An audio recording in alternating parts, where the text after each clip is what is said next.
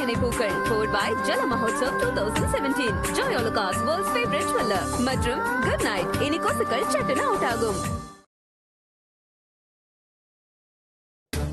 மல்லிகாவை பத்தி நான் எதுவும் புதுசா சொல்லணும்னு இல்ல. அவளே பெரிய திருடி. ஞாபகம் இல்ல மாமா, நம்ம வீட்டுல திருடினதுக்காக தான் அவளையும் அவ அம்மாவையும் நீங்க வீட்டை விட்டு வெளியில அனுப்புனீங்க. அவ வேற கல்யாணம் ஆகாத பொண்ணு. ஏதாவது தப்பு தண்டா நடந்துருச்சுன்னா அப்புறம் குடும்ப கௌரவம் என்னங்கிறது? கேட்டையும் விட்டு இப்படி இருக்கான். முதல்ல வேதா கர்ப்பமா இருக்கான்னு சொல்லி போய் சொல்லிட்டு நம்மளெல்லாம் ஏமாத்தினான். இப்போ இத்தனை பெரிய போய் மல்லிகாவோட உறவு வச்சிருக்கிறான். யாருக்குமே சொல்லல. உனக்கு கூடவா தெரியாது? இல்லப்பா, எனக்கும் இப்போ கல்பனா சொல்லிதான்ப்பா தெரியும். நம்ம குடும்பத்துல பிறந்தவங்க ஏன்டா இப்படி? ஏண்டா கல்யாணம் பிறகாவது கண்ணியமா எப்படி நடக்கணும்னு தெரியுவேனா உனக்கு? உன்னை பார்த்தாவும் தெரிஞ்சுக்க வேண்டாமா அவன்?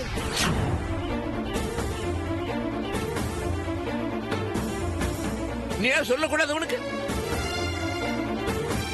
என்ன மாதிரியா?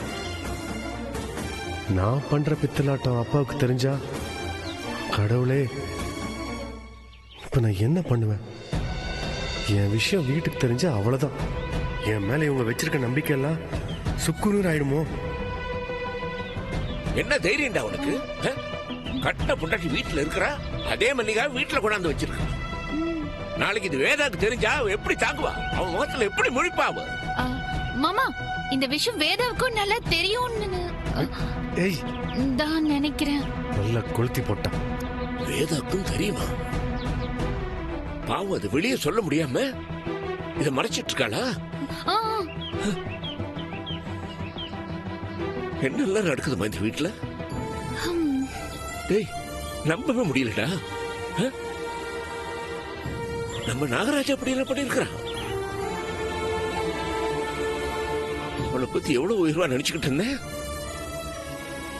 கேட்க கேட்க ஒரே அதிர்ச்சியா இருக்குடா இருக்கு. அப்பா, வருத்தப்படாதீங்கப்பா. தம்பி ஏதாவது ஒரு காரணத்தோட தான் பண்ணிருப்பான்பா. வந்ததும் என்ன ஏதுன்னு விசாரிச்சுட்டு ஒரு முடிவுக்கு வரலாமே. இனி யோசிக்கிறதுக்கு என்னடா இருக்கு? எப்ப விஷயம் இவ்வளவு தூரத்துக்கு போயிருச்சோ, இனி ஒரு நிமிஷம் கூட அந்த மல்லிகை அந்த வீட்டுல இருக்க கூடாது.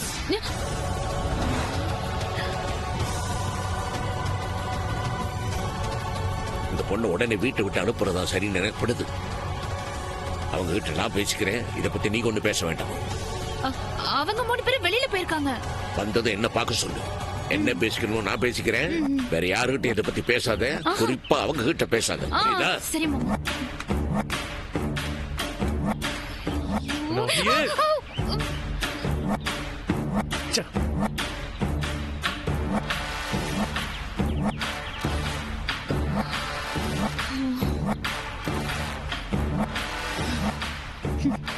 மல்லிகா, நீ ஏன் கூட கூட்டு சேருவேன்னு நினைச்ச.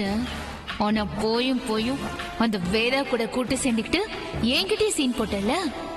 அதாண்டி உனக்கு இந்த ஆப்பு. இன்னைக்கு உன்னை இந்த வீட்டை விட்டு துரத்துற. கூடிய சீக்கிரம் அந்த வேதாவையும் துரத்துற. முதல்ல அவளை இங்க வர வைக்கணும். அப்பதான் மாமா நல்லா திட்டுறத பார்த்து வேடிக்கை பார்க்கலாம். அவர் கல்யாணம் ஆகிறதுக்கு முன்னாடியே ஒரு பொண்ணை காதலிச்சிருந்தாரு. அது வேற யாரும் இல்ல, மல்லிகா தான். நாகராஜ் நம்ம வீட்டுல இருந்த பொண்ணைய லவ் பண்ணிருக்கான். எனக்கு இவ்வளவு நாளா தெரியாம போச்சே. டேய், நம்பவே முடியலடா. நம்ம நாகராஜ் அப்படி எல்லாம் பண்ணிருக்கிறான். அப்பா நாகராஜோட லவ் விஷயத்தை கேள்விப்பட்டு ரொம்ப ஃபீல் பண்றாரு. கல்யாணத்துக்கு முன்னாடி அவன் லவ் பண்ணதையே அப்பாவால ஏத்துக்க முடியல. ஆனா நான் கல்யாணம் ஆகி அந்த வாழ்க்கை பிடிக்காம எனக்கு பிடிச்ச பொண்ணோட தப்பான முறையில் வாழ்ந்துட்டு இருக்கேனே, அது எவ்வளவு பெரிய தப்பு. கண்டிப்பா அந்த விஷயத்தை அப்பாவால ஏத்துக்கவே முடியாது. அப்பா என் மேல எவ்வளவு நம்பிக்கை வச்சிருக்காரு. அந்த நம்பிக்கையை என்னால காப்பாற்ற முடியலையே. பிசினஸ் விஷயத்துல இது வரைக்கும் ஒரு நாள் கூட ஒரு கேள்வி கூட கேட்டதில்லை. ஆனா அந்த நம்பிக்கைக்கு எனக்கு இப்ப தகுதி இல்லாம போச்சே. தவறான வழிக்கு நான் போனதுக்கு முக்கியமான காரணமே அந்த கல்பனா தான். தேவையில்லாம எனக்கு இஷ்டமே இல்லாம அவ என் வாழ்க்கையில வந்தா.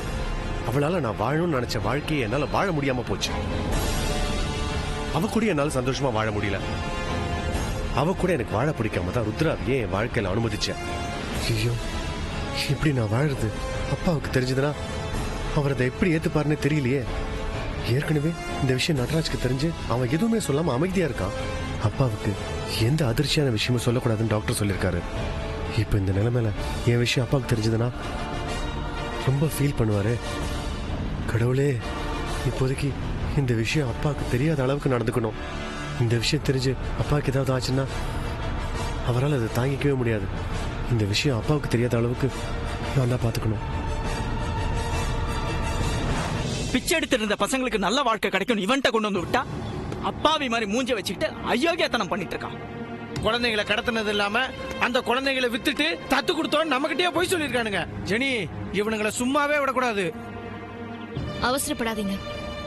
இனிமே இந்த விஷயத்த நம்ம போலீஸ் மூலமா தான் மூவ் பண்ணணும். கமிஷனர் எனக்கு தெரிஞ்சவர் தான். நான் அவருக்கு இப்ப இன்ஃபார்ம் பண்ணிடுறேன்.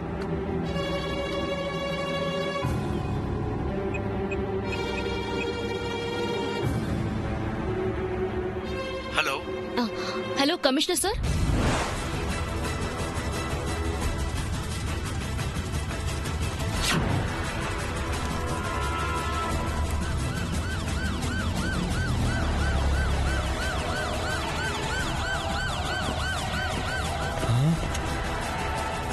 போலீஸ் ஏன் இங்கே வந்திருக்கு?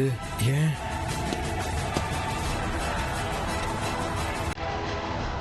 இன்ஸ்பெக்டர் வந்திருக்காரு?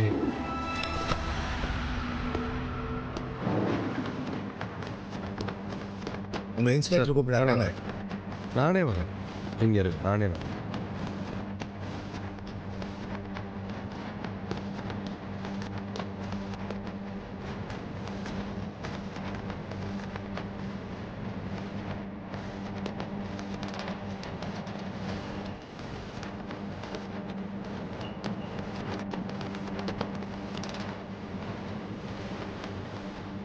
ஹலோ, ஃபோன் ஆஃப் பண்ணுங்க. சொல்றேன்ல, ஃபோன் ஆஃப் பண்ணுங்க. யோ, உங்களை நம்பி ஆசிரமத்துல சேர்த்த குழந்தைங்களை நீங்க கடத்திருக்கீங்க. அந்த குற்றத்துக்காக நான் உங்களை அரெஸ்ட் பண்றேன். மேலும் இந்த ஆசிரமத்துல குழந்தைங்களுக்கு பாதுகாப்பு இல்லைன்னு கருதி இந்த ஆசிரமத்துக்கு சீல் வைக்கிறேன். இது மேலிடத்தோட உத்தரவு.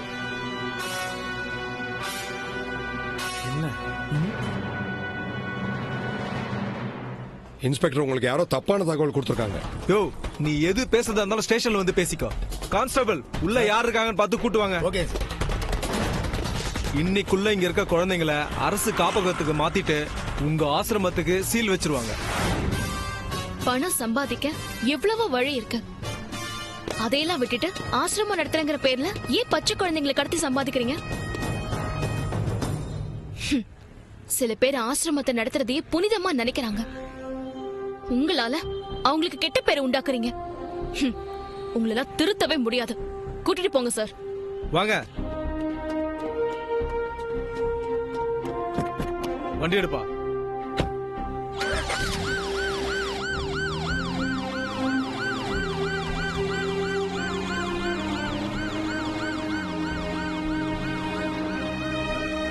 எப்படியோ இந்த பிரச்சனை ஒரு முடிவுக்கு வந்தது.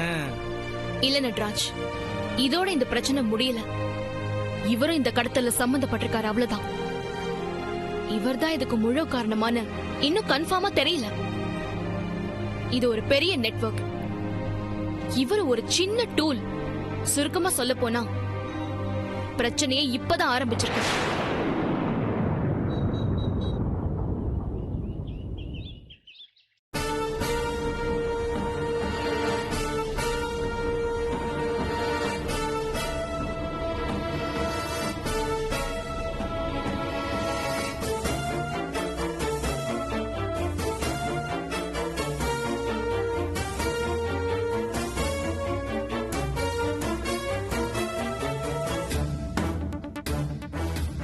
அப்பா, அப்பா, இல்ல இது ஏதோ முக்கியமான விஷயம் பேசணும்னு கூப்பிட்டீங்க, ஒண்ணுமே சொல்ல மாட்டேங்கிறீங்க. என்னப்பா, இந்த பிரச்சனையா? பிரச்சனை தான். உன்னாலதான் பிரச்சனை. ஒரு முக்கியமான விஷயத்துல நீ வெளிப்படையா நடந்துகிட்டு இருந்தீங்கன்னா இந்த பிரச்சனை வந்திருக்காது. அப்பா நான் என்ன பாப்பேன் எனக்கு புரியலையே. சொல்லவே கஷ்டமா இருக்குதுடா. கல்யாணத்துக்கு முன்னாலேயே நீ இந்த பொண்ணு மல்லிகாவை காதலிச்சியா? அப்பா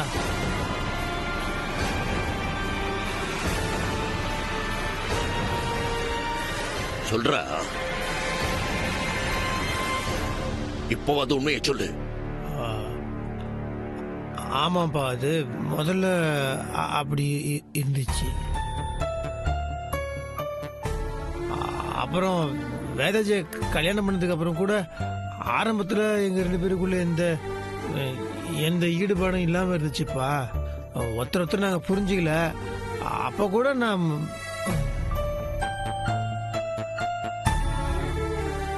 மல்லிகாவை நான் விரும்பினது உண்மை. ஆனா அதுக்கப்புறம் எப்போ வேதாஜியும் நானும் ஒருத்தர் புரிஞ்சுக்கிட்டோமோ அதுக்கப்புறம் நான் மல்லிகைலாம் சுத்தமா மறந்துட்டேன்ப்பா. இப்ப எனக்கும் மல்லிகை நடுவில் இருக்கிறது ஒரு ஆரோக்கியமான நட்பு தான்ப்பா. வேதாஜி தவிர இப்ப என் மனசுல வேற யாருமே இல்லைன்றது அவங்களுக்கே தெரியும். அப்பா நான் சொல்றது உண்மைப்பா, நம்புங்கப்பா. ஆமா மாமா, இந்த விஷயத்தை இவரே தான் என்கிட்ட சொன்னாரு. இத கேட்கும் போது முதல்ல எனக்கு கோபம் வந்தது. ஆனா கொஞ்ச நாள் கழிச்சு மல்லிகா தான் எனக்கு புரிய வச்சா. மறைக்கணும்னு நினைக்கிறவரு ஏன் என்கிட்ட வந்து அவரே சொல்லணும்? மல்லிகா ஏன் என்ன சமாதானப்படுத்தணும்? இதெல்லாம் நடந்து முடிஞ்ச கதை மாமா.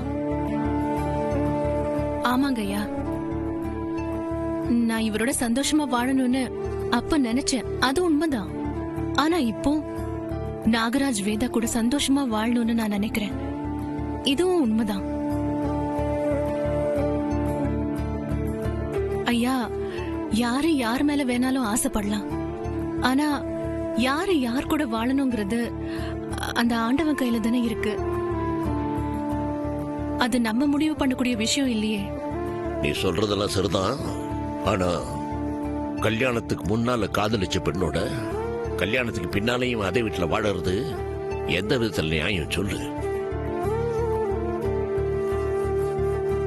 இது நமக்கே பொறுக்கலையே. ஊர்ல இருக்கிறவங்க எல்லாம் என்ன நினைப்பாங்க? இவனை பத்தி தப்பா நினைக்க மாட்டாங்க?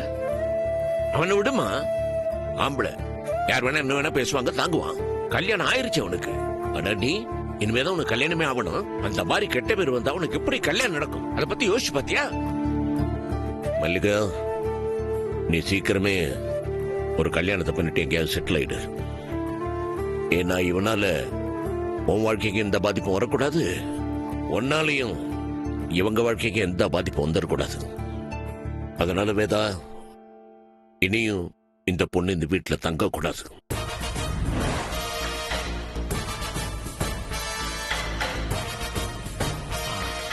ஆமா வேதாஜி, அப்பா சொல்றதும் கரெக்ட் தான்.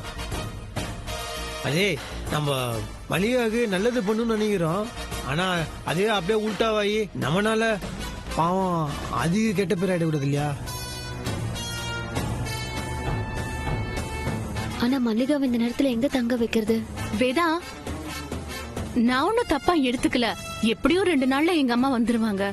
அவங்க வந்துட்டாங்கன்னா நான் என் வீட்டுக்கே போயிடுறேன். ஆமா இல்ல? ஏங்க சும்மா இருங்க. நீங்க கூட அனுப்புறத பத்தி பேசினா நல்லா இருக்கும். அல்ல அது இல்லைங்க. அப்போ இல்ல, நான் இப்போ உடனே கிளம்பணும்னா என் வீட்டுல வேற எனக்கு சேஃப்டியே இல்ல. அதையும் மீறி நான் எங்கேயாவது போகணும்னா ஒன்னும் பிரச்சனை இல்ல, நான் ஏதாவது ஹாஸ்டல்ல போய் தங்கிக்கிறேன். ஐயோ மல்லிகா, நீ அவசரப்படாம சும்மா இரு. மாமா, இன்னும் 2 நாள் தானே, மல்லிகா இங்கே தங்கிக்கிட்டோம் மாமா.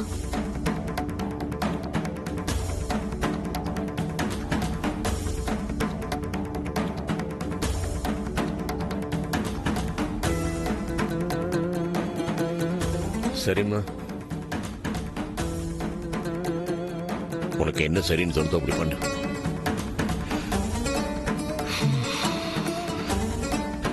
வேதாஜி நான் வெளியே போயிட்டு வரேன்.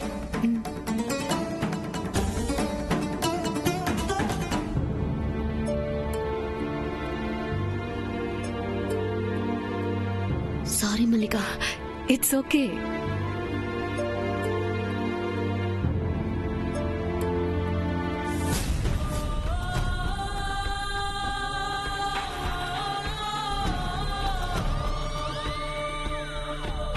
என்னையே இந்த வீட்ல இருந்து அனுப்ப பிளான் பண்றீங்களா?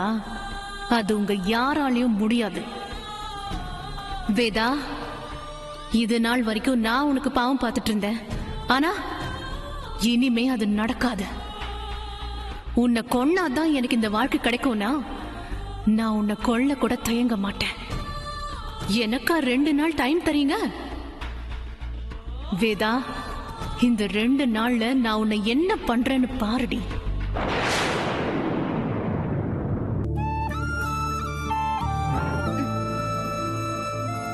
என்னம்மா வேதா, எப்படி இருக்க? நான் எப்படி இருக்கேங்கிறது இருக்கட்டும். நீ உன் மனசுல என்ன நினைச்சிட்டு இருக்க? உனக்கு என்ன குமரின் நினைப்பா? இந்த வீட்டுக்கும் அந்த வீட்டுக்கும் வந்துட்டு போயிட்டு இருக்க. என்ன உனக்கு இளமை திரும்புதா? இது பாரு பாட்டி, ஏற்கனவே உடம்போட நிலைமை சரியில்லை. இந்த நேரத்துல நீ இங்கேயும் அங்கேயும் அலைஞ்சிட்டு இருந்தா உடம்பு என்னத்துக்கு ஆகுறது?